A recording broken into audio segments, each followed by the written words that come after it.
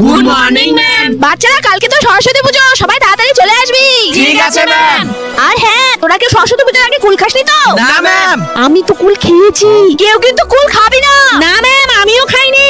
সরস্বতী মা মহা পাপ দিবে তোদের।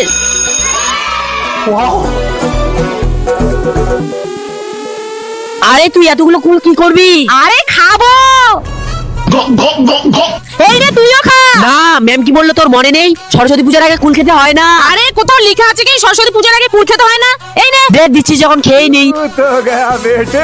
বড়া, তুই জানিস আমি কে? মা সরস্বতী বিদ্যা দেবী, আর তুই আমার পুজোর আগে কুল খেয়ে নিয়েছিস। না না না তোর আমি আজ থেকে বাগযন্ত্র বন্ধ করে দেবো। ইয়া! না!